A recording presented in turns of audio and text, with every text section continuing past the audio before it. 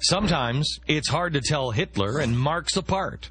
Who wrote that Germany's neighbors should accept the physical and intellectual power of the German nation to subdue, absorb, and assimilate its ancient Eastern neighbors?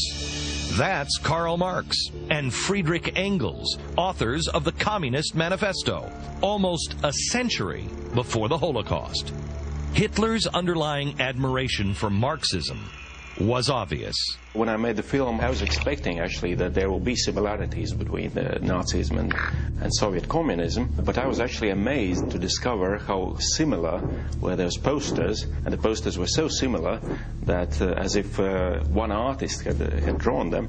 Of course, I think it is because they were both, their ideologies were very similar, and their expression, therefore, was very similar as well. In Mein Kampf, Hitler writes about the Nazi Party flag, which is this big red flag with a white disc in the middle and the swastika in the center. Hitler explains quite clearly in Mein Kampf that the red, the big sea of red that the swastika was in, was intended to attract socialists to his movement. But the red flag was the emblem of the communists. It's the reason why we call them the Reds. But it went deeper than similar ideology and imagery.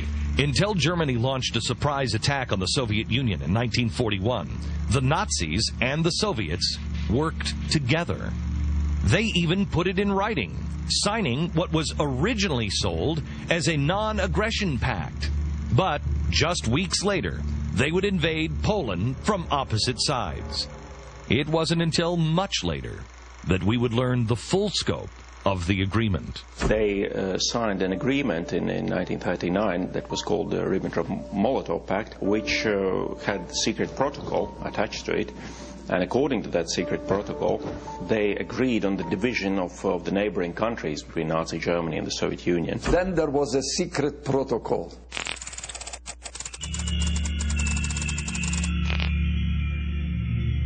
Which essentially divided Europe into two spheres of influence between Hitler and Stalin. After all, it was not so difficult for them. Both of them were totalitarian regimes. They understood each other.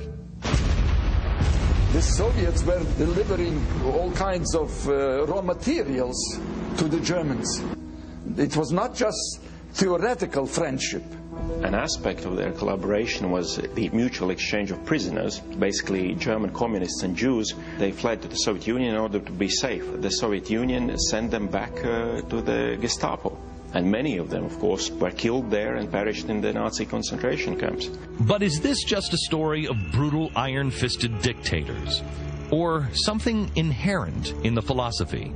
The fathers of communism, Marx and Engels, believed that societies would evolve from capitalism to socialism. But they acknowledged that there were still what they called primitive societies that hadn't even evolved into capitalists yet.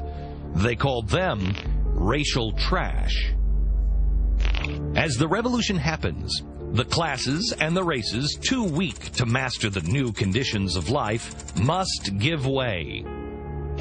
There was only one thing left for those too far behind in the process of societal evolution.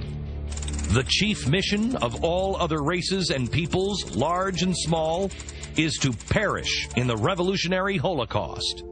Up until the horrors of Hitler, prominent socialist supporters discussed these ideas out in the open. Nobel Prize winner, Fabian socialist, and prominent Soviet supporter, George Bernard Shaw. I don't want to punish anybody, but there are an extraordinary number of people whom I want to kill. I think it would be a good thing to make everybody come before a properly appointed board, just as he might come before the income tax commissioners, and say every 5 years or every 7 years, just put him there and say, sir or madam, now will you be kind enough to justify your existence? If you're not producing as much as you consume, or perhaps a little more, then clearly we cannot use the big organization of our society for the purpose of keeping you alive, because your life does not benefit us, and it can't be of very much use to yourself. And this was actually somewhat subtle for Shaw. He'd also foreshadow some of the worst atrocities in our planet's history.